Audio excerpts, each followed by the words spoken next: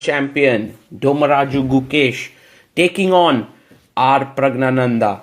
Both of them finished with the same score at the end of the classical tournament, 8.5 out of 13. Surprisingly, both lost the last round, but here they are fighting it out in the tie breaks. Gukesh has the white pieces. It's going to be two games of 3 minutes plus 2 seconds increment. I like how both of them are adjusting pieces. The photographers in the background move away. The players shake hands and off we go. Gukesh opens the game with knight to f3, pawn to d5, and we have c4. Pragg defends the pawn, g3 played, and knight comes out to f6. The bishop is developed.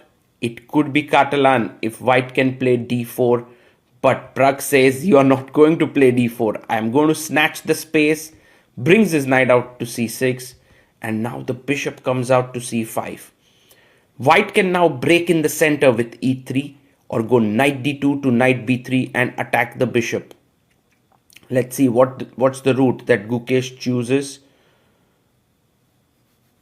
He plays pawn to a3, trying to play b4 and expanding on the queen side. It stopped instantly. The bishop comes out and pins the knight. The next idea is to get your knight to d2, to e4, h6 played. He takes, queen takes f6, and now the knight comes out. There's a small threat to attack the queen and the bishop. Pragg comes back with the queen. And now what will Gukesh do here? Because knight e4 is possible. There's also a possibility to bring the queen to c2, rook b1, try for somehow getting b4 into the position. Also, queen a4 is not such a silly move to pin the knight on c6.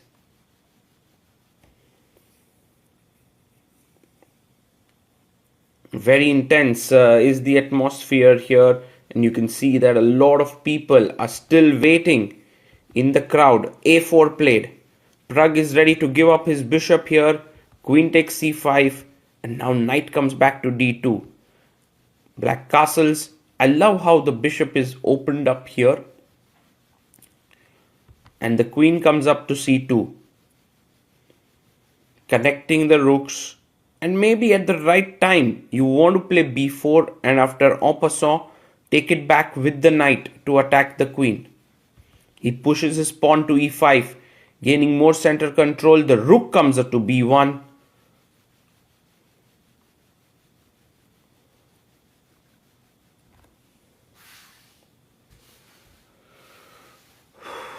Gukesh has 2 minutes 12 seconds and Praggnanandhaa has 2 minutes 30 seconds. He goes rook a7. I love this move that Pragg has played because he's managed to minimalistically defend the b7 pawn here with the rook and also keep the rook active. Now this is an active rook, but also the a3 pawn is a bit loose. He brings his queen back to e7, and now there can be plans of taking on c6. It could be possible in some lines, but it's not something that you must do lightly because the light squares around your king start to get weakened. He goes rook b5.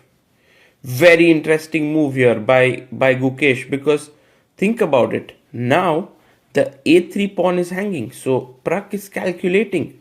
Rook takes, queen takes, and now you're a pawn down. But I can take on c6, b takes c6, rook takes the central pawn, but now the king is weak and you go in bishop h3. All of a sudden there is queen a1 check in the air. The rook can join in here and this is big trouble. So maybe it might not be such a bad idea for Praggnanandhaa to snatch this pawn. Look at him calculating precisely there. The focus bit of both the players is simply incredible. And this is making Pragg think a lot. He takes it. He snatches the pawn after 56 seconds of thought.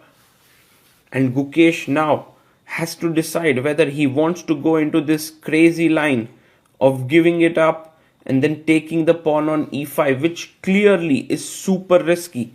But if you don't do something and you move your rook away, you are a pawn down. And that is definitely something to be careful about.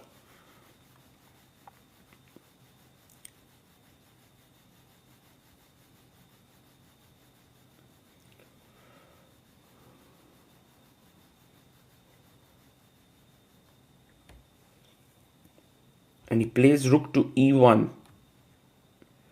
This is very interesting because Gukesh wants to break in the center with e3 and places the rook opposite the queen. But it's clear that black is now doing really well. Let's see what Pragg does here. He brings his rook back to a7. He has 54 seconds left. Queen comes to b2, putting even further pressure on b7. You can't push the pawn because the knight would be hanging on the long diagonal. This is the first game here, and the pressure that's mounting is huge.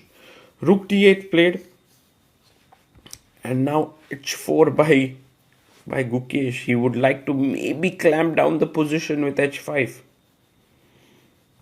And knight b8, fantastic move here by Praggnanandhaa. He wants to play c6.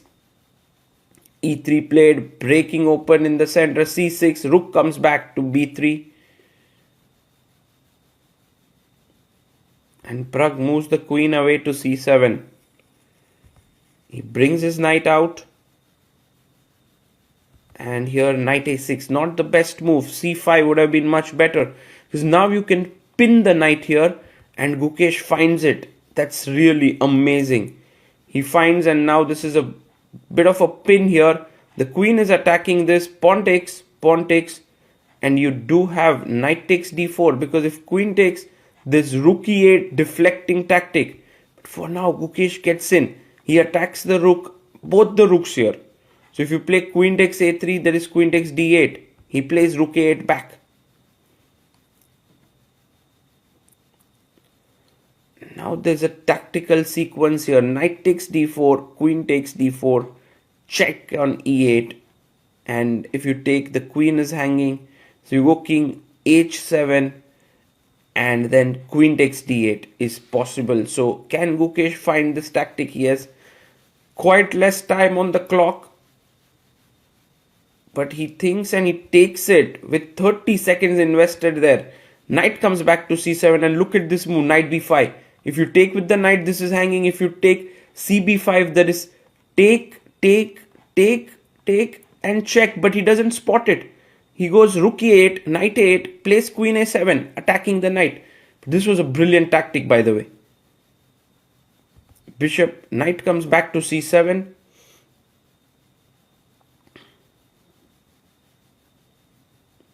And the queen comes back. If you take on d4, I have take on c7. This game is so sharp. Both the players trying to be as accurate as possible. He takes, queen takes c7, he takes on d3. So again, Pragg is a pawn up, but the rook enters the 7th rank, attacking f7. Rook f8 maybe. No, he goes bishop e6, but now he gives up the pawn on b7. Gukesh takes it. Pragg will take on c4. Gukesh will take on c6. It will be a draw. Nobody pushes. c5 played, and a blunder here. Rook e8 check coming. Gukesh finds it. Look at Gukesh there, like a hawk, getting his prey. Check, king up. He brings his queen back. Bishop f5. Puts his queen, his rook up. Oh my goodness, this turned so quickly. Bishop comes back, and there's a check, and Gukesh has won the game. He has an extra rook. Pragg resigns. What a finish this was. Incredible end from an equal position. Pragg resigns because of the blunder, and Gukesh now leads the tiebreak 1-0. He puts back the pieces like he does always, arranges it back. Pragg has left. The arbiter comes in to set up the pieces. The other arbiter comes to change the names and reverse the colors. It's all happening very quickly. The second game is about to begin now. As both the players enter in, this time Pragg has the white pieces and is in a must-win situation. A draw would mean Gukesh becomes the 87th Tata Steel Masters champion. Let's see what Pragg does in this must-win scenario. Just the pieces. Huge pressure on Pragg's shoulders. Will he deliver? He shakes hands. Time begins. D4. Knight comes out and he plays the Trompovsky. Reminds us of the Anand Karpov match where Vishy in a must-win scenario went for the Trompovsky. E3. And Gukesh takes a bit of his time. Plays G6. The knight comes out. Bishop G7. Black castles here.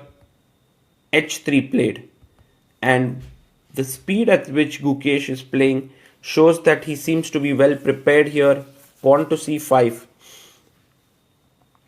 I like how Gukesh is in his hoodie while Pragg is in his suit and formal attire. C3 played, solidifying the center. And pawn to B6. The bishop comes out to D3. And generally in such positions, it's better to keep your bishop on E2, not on D3. Because when E5 comes in, by the way, H6, bishop comes back now. The bishop on D3 is going to be misplaced, like in this situation. E5 takes, knight takes. The D3 bishop would be hanging. He plays his bishop back to G3. And the bishop comes to B7.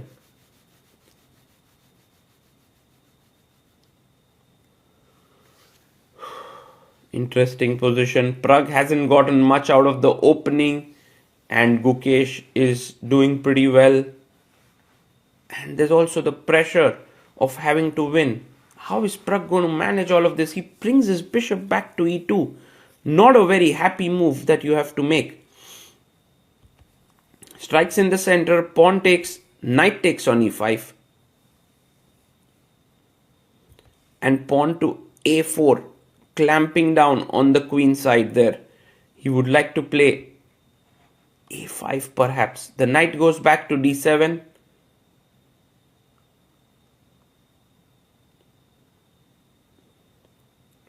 And the queen comes to C2.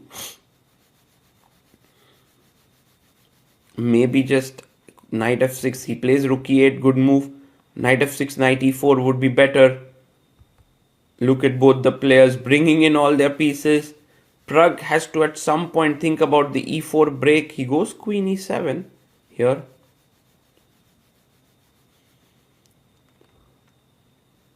And plays his queen back to B1. And Pragg is waiting here. Knight F6, knight E4. This could be a good idea just to keep an eye on the E4 square. But Gukesh makes a small error. He goes knight F8. He's going here and he's allowing E4 to be played.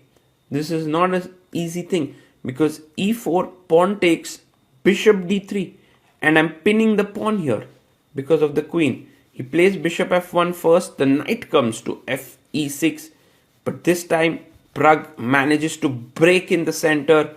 E4 met with D4 now. And of course you don't want to take. So queen C2, fantastic move. Because when the pawn is taken on C3, you want to take back. Controlling this square. The other advantages of this pawn being on E4 is that you can push it to E5 next. The knight can jump from E4 or C4 into the D6 square. That is something. And also the bishop is beautifully positioned on F1 to come to C4 or B5. So Praggnanandhaa has managed to gain something in this position, which is good news for him. And Gukesh is right now burning his time. Maybe rightly so. It's not at all easy what he ought to be doing. Knight G5 to trade off the knights looks like one idea. Knight A5 trying to stop knight C4. He goes knight G5. And now Pragg can take on G5. He can push E5 also. But there's an incredible move, avoiding the knight trade with knight h2, preparing f4 and e5, and Pragg finds it. Wow! Praggnanandhaa showing that when it is the crunch moment, he can raise his game, not feel the pressure. Amazing. Goes rook d8. Gukesh is angling maybe a pawn push in the center of the board. If feasible.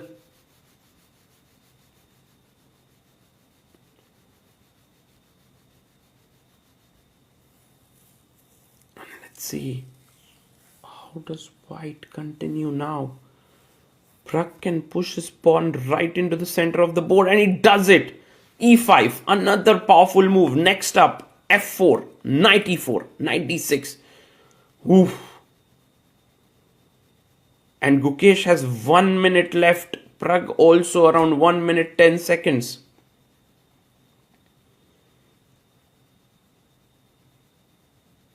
Look at the focus with which both the players are looking at the board.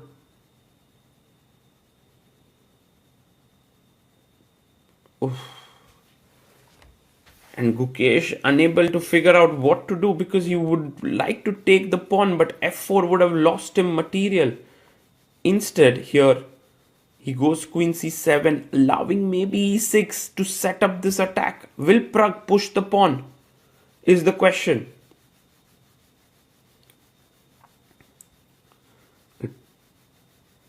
Important moment, Pragg goes knight to g4. And there is knight e5 possible now. Take, and it's better for black there.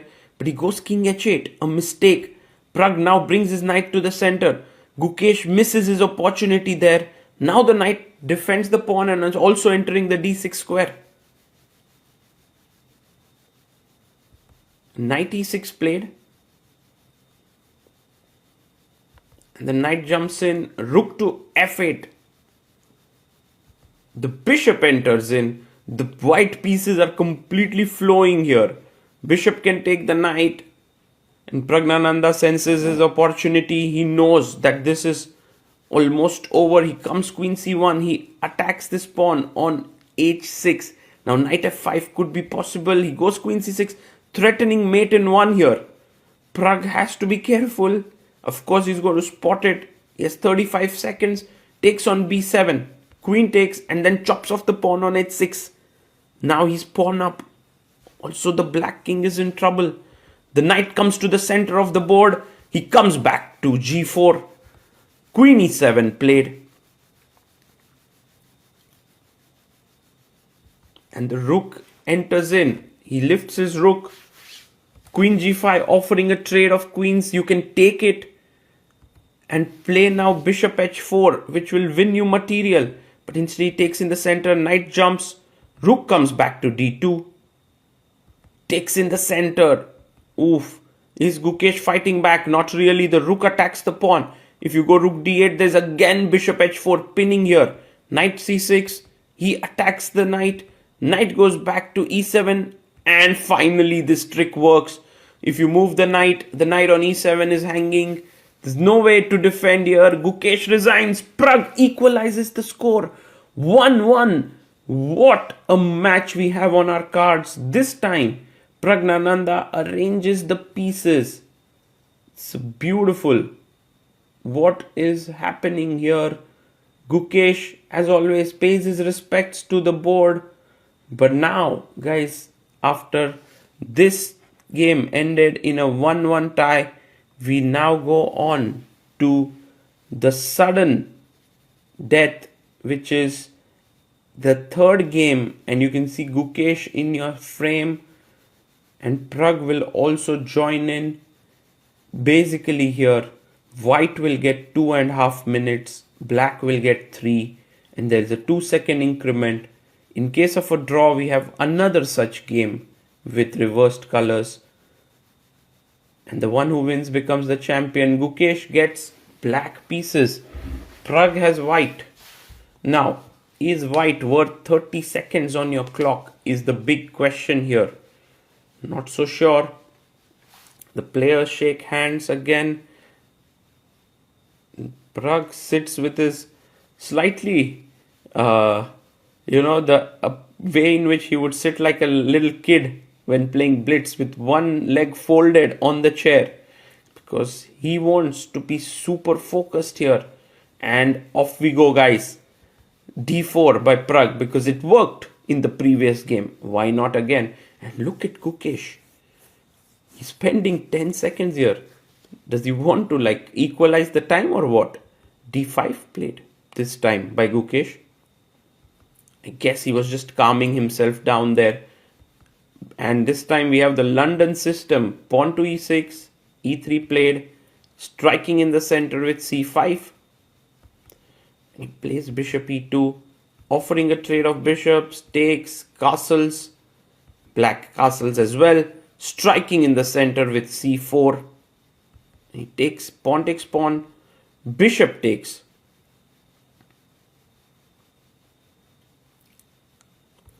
And pawn to A6.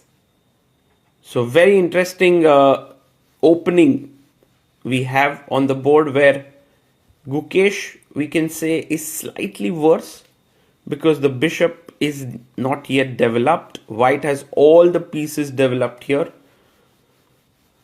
But at the same time, with the queens of the board, it is also quite equal. And remember, a draw means that the match continues. It's sudden death, but only when someone wins. In case of a draw, it's not. He goes bishop d7. The rook comes to c1. Maybe the idea is to take here. Bishop drops back to e7.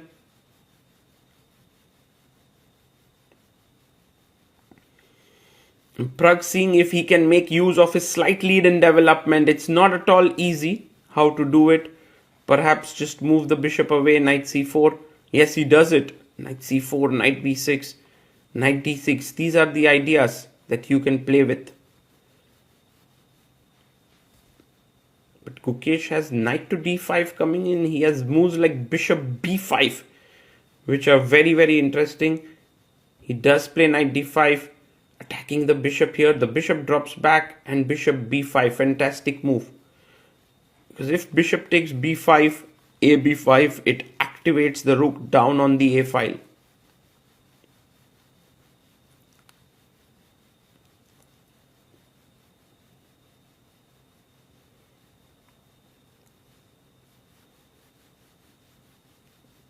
What to do here?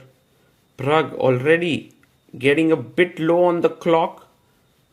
But yeah, he did start with 30 seconds less there. And now takes, pawn takes, a3 played.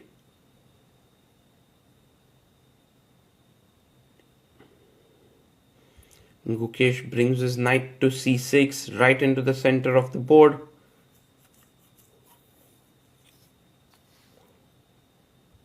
The rook enters, rook to d1. Will black now break with b4? He plays rook c8. Just the pressure is mounting here. King f1 makes a lot of sense to bring your king into the center with king e2. Gukesh plays his knight to b6. His idea is to come to a4 to attack the b2 pawn. I have to tread carefully here. Praggnanandhaa thinking. And he plays his knight to e4. This knight is heading to d6. This knight could head to c5. Many locations. But with the knight going to from here, knight c4 or knight a4 definitely becomes a possibility to attack the b2 pawn. He plays his knight to c4. Pressure is intense here. Rook takes rook. If rook takes rook, you have a4 move. Because ba4, your knight is hanging. And Pragg ready to play here. Last minute left for him. Takes.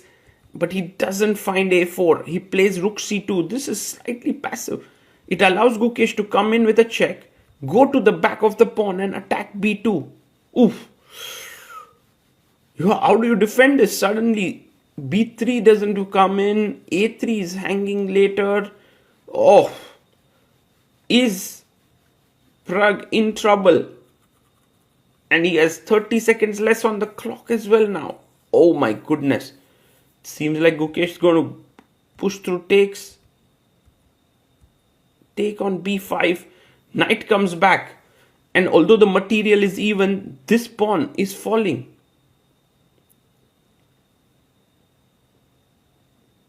Comes up king d3, takes.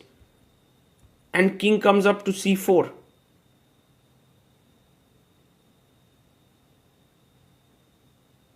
Wow. This is getting super intense here now. King to c4. And the knight goes back. He moves his bishop in. Knight c8. Look at how the pawn controls the light squares. The knight controls the dark squares.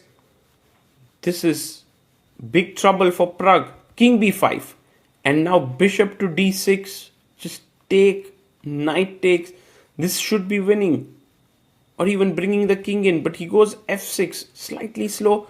Allows the knight to come from c4 to a5 to b7. Maybe attacking this in this way.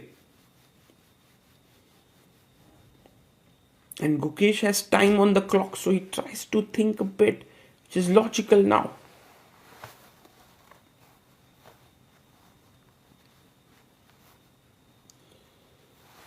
How can Gukesh continue here? His fight for the full point. King f7. Knight is coming in. He gets his king in. Knight c4. Bishop drops back. Because he had to defend his bishop. And now Pragg can play a pawn to f3. But he goes knight f5. Bishop comes here. Takes. Knight takes a check. King jumps in. But the problem now is that these pawns are going to get a bit weak. So Gukesh can still try here. Knight e4. Jump in. Attack f2. If f3, good. Knight d2. Knight f1. Attack e3 and h2.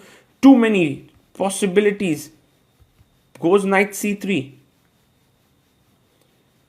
And Pragg takes on b7 with the king. Nice move there. Because otherwise there was knight d5 check and you would have dropped the e3 pawn. He goes e5. King comes to c6. Goes knight d1.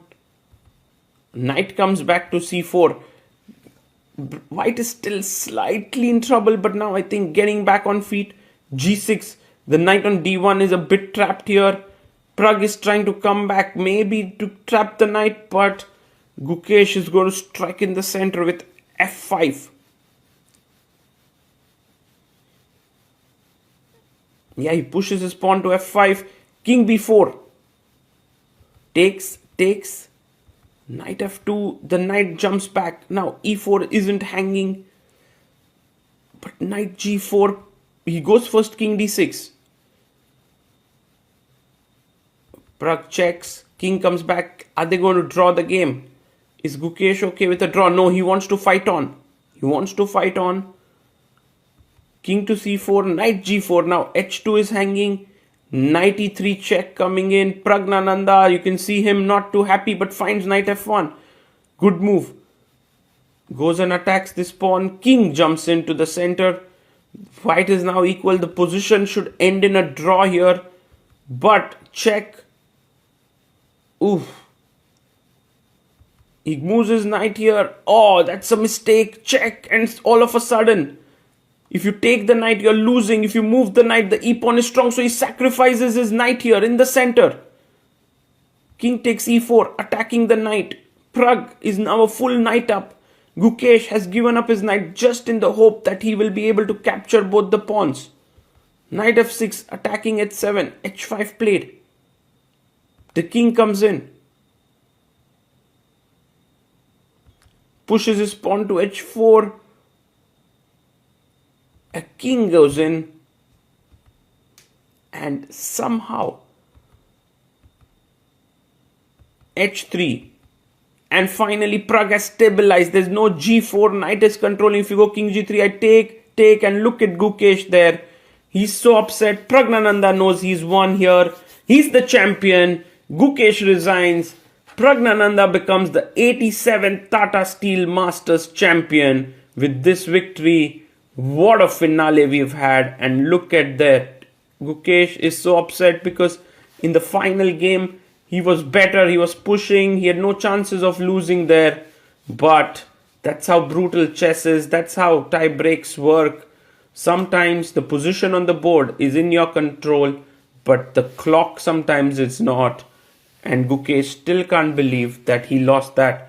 There's a lot of pressure riding there, but in spite of everything that happens, Gukesh just puts back the pieces there for white and black. And he's just trying to come to grips with the fact